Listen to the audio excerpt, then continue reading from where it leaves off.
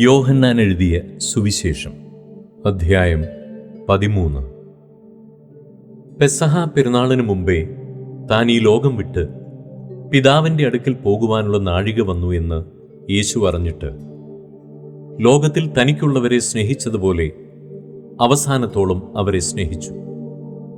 അത്താഴമായപ്പോൾ പിശാച് ശിമോന്റെ മകനായ യൂദാ ഈസ്കരിയോത്താവിൻ്റെ ഹൃദയത്തിൽ അവനെ കാണിച്ചു കൊടുപ്പാൻ തോന്നിച്ചിരുന്നു. പിതാവ് സകലവും തൻ്റെ കയ്യിൽ തന്നിരിക്കുന്നുവെന്നും താൻ ദൈവത്തിൻ്റെ അടുക്കൽ നിന്ന് വന്ന് ദൈവത്തിൻ്റെ അടുക്കൽ പോകുന്നുവെന്നും യേശു അറിഞ്ഞിരിക്കെ അത്താഴത്തിൽ നിന്ന് എഴുന്നേറ്റ് വസ്ത്രമൂരിവെച്ച് ഒരു തുവർത്തെടുത്ത് അരയിൽ ചുറ്റി ഒരു പാത്രത്തിൽ വെള്ളം പകർന്ന് ശിഷ്യന്മാരുടെ കാൽ കഴുകുവാനും അരയിൽ ചുറ്റിയിരുന്ന തുണികൊണ്ട് തുവർത്തുവാനും തുടങ്ങി. അവൻ ശിമോൻ പത്രോസിൻ്റെ അടുക്കൽ വന്നപ്പോൾ അവൻ അവനോട്, കർത്താവേ, നീ എൻ്റെ കാൽ കഴുകുന്നുവോ എന്ന് പറഞ്ഞു.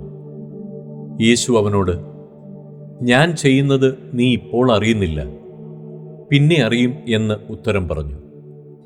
നീ ഒരു നാളും എൻ്റെ കാൽ കഴുകുകയില്ല എന്ന് പത്രോസ് പറഞ്ഞു. അതിന് യേശു, ഞാൻ നിന്നെ കഴുകാഞ്ഞാൽ നിനക്ക് എന്നോടുകൂടെ പങ്കില്ല എന്നുത്തരം പറഞ്ഞു. അപ്പോൾ ശിമോൻ പത്രോസ്, കർത്താവേ, എൻ്റെ കാൽ മാത്രമല്ല, കൈയും തലയും കൂടെ കഴുകണമേ എന്ന് പറഞ്ഞു. യേശു അവനോട്, കുളിച്ചിരിക്കുന്നവന് കാലല്ലാതെ കഴുകുവാൻ ആവശ്യമില്ല, അവൻ മുഴുവനും ശുദ്ധിയുള്ളവൻ. നിങ്ങൾ ശുദ്ധിയുള്ളവരാകുന്നു, എല്ലാവരും അല്ലതാനും എന്ന് പറഞ്ഞു. തന്നെ കാണിച്ചു കൊടുക്കുന്നവനെ അറിഞ്ഞിരിക്കൊണ്ടത്രേ എല്ലാവരും ശുദ്ധിയുള്ളവരല്ല എന്ന് പറഞ്ഞത്. അവൻ അവരുടെ കാൽ കഴുകിയിട്ട് വസ്ത്രം ധരിച്ച് വീണ്ടും ഇരുന്ന് അവരോട് പറഞ്ഞത്, ഞാൻ നിങ്ങൾക്ക് ചെയ്തത് ഇന്നത് എന്നറിയുന്നുവോ? നിങ്ങൾ എന്നെ ഗുരുവെന്നും കർത്താവെന്നും വിളിക്കുന്നു. ഞാൻ അങ്ങനെ ആകൊണ്ട് നിങ്ങൾ പറയുന്നത് ശരി. കർത്താവും ഗുരുവുമായ ഞാൻ നിങ്ങളുടെ കാൽ കഴുകിയെങ്കിൽ നിങ്ങളും തമ്മിൽ തമ്മിൽ കാൽ കഴുകേണ്ടതാകുന്നു. ഞാൻ നിങ്ങൾക്ക് ചെയ്തതുപോലെ നിങ്ങളും ചെയ്യേണ്ടതിന് ഞാൻ നിങ്ങൾക്ക് ദൃഷ്ടാന്തം തന്നിരിക്കുന്നു.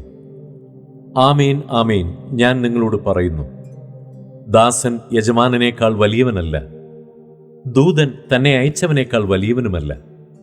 ഇത് നിങ്ങൾ അറിയുന്നുവെങ്കിൽ ചെയ്താൽ ഭാഗ്യവാന്മാർ. നിങ്ങളെ എല്ലാവരെയും കുറിച്ച് പറയുന്നില്ല. ഞാൻ തിരഞ്ഞെടുത്തവരെ ഞാൻ അറിയുന്നു. എന്നാൽ എൻ്റെ അപ്പം തിന്നുന്നവൻ എൻ്റെ നേരെ കുതികാൽ ഉയർത്തിയിരിക്കുന്നു എന്നുള്ള തിരുവെഴുത്തിന് നിവൃത്തി വരേണ്ടതാകുന്നു. അത് സംഭവിക്കുമ്പോൾ ഞാൻ തന്നെ മശീഹ എന്ന് നിങ്ങൾ വിശ്വസിക്കേണ്ടതിന് ഞാനിപ്പോൾ അത് സംഭവിക്കും മുമ്പേ നിങ്ങളോട് പറയുന്നു. ആമേൻ, ആമേൻ, ഞാൻ നിങ്ങളോട് പറയുന്നു, ഞാൻ അയക്കുന്നവനെ കൈക്കൊള്ളുന്നവൻ എന്നെ കൈക്കൊള്ളുന്നു, എന്നെ കൈക്കൊള്ളുന്നവൻ എന്നെ അയച്ചവനെ കൈക്കൊള്ളുന്നു. ഇത് പറഞ്ഞിട്ട് യേശു ഉള്ളം കലങ്ങി. ആമേൻ, ആമേൻ, ഞാൻ നിങ്ങളോട് പറയുന്നു, നിങ്ങളിൽ ഒരുത്തൻ എന്നെ കാണിച്ചു കൊടുക്കും എന്ന് സാക്ഷീകരിച്ചു പറഞ്ഞു. ഇത് ആരെക്കുറിച്ച് പറയുന്നു എന്ന് ശിഷ്യന്മാർ സംശയിച്ച് തമ്മിൽ തമ്മിൽ നോക്കി. ശിഷ്യന്മാരിൽ വെച്ച് യേശു സ്നേഹിച്ച ഒരുത്തൻ യേശുവിൻ്റെ മാർവിടത്ത് ചാരിക്കൊണ്ടിരുന്നു. ശിമോൻ പത്രോസ് അവനോട് ആംഗ്യം കാട്ടി. അവൻ പറഞ്ഞത് ആരെക്കൊണ്ട് എന്ന് ചോദിപ്പാൻ പറഞ്ഞു. അവൻ യേശുവിൻ്റെ നെഞ്ചോട് ചാഞ്ഞു, കർത്താവേ, അത് ആരെന്ന് ചോദിച്ചു. ഞാൻ അപ്പഖണ്ഡം മുക്കി കൊടുക്കുന്നവൻ തന്നെ എന്ന് യേശു ഉത്തരം പറഞ്ഞു. ഖണ്ഡം മുക്കി ശിമോൻ ഇസ്കരിയോത്താവിൻ്റെ മകനായ യൂദായ്ക്ക് കൊടുത്തു. ഖണ്ഡം വാങ്ങിയ ഉടനെ സാത്താൻ അവനിൽ കടന്നു. യേശു അവനോട്, നീ ചെയ്യുന്നത് വേഗത്തിൽ ചെയ്യുക എന്ന് പറഞ്ഞു. എന്നാൽ ഇത് ഇന്നതിനെക്കുറിച്ച് പറഞ്ഞുവെന്ന് പന്തിയിൽ ഇരുന്നവരിൽ ആരും അറിഞ്ഞില്ല. പണസഞ്ചി യൂദായുടെ പക്കലാകിയാൽ പെരുന്നാളിൽ വേണ്ടുന്നത് മേടിപ്പാനോ ദരിദ്രർക്ക് വല്ലതും കൊടുപ്പാനോ യേശു അവനോട് കൽപ്പിക്കുന്നു എന്ന് ചിലർക്ക് തോന്നി. ഖണ്ഡം വാങ്ങിയ ഉടനെ അവൻ എഴുന്നേറ്റുപോയി. അപ്പോൾ രാത്രി ആയിരുന്നു.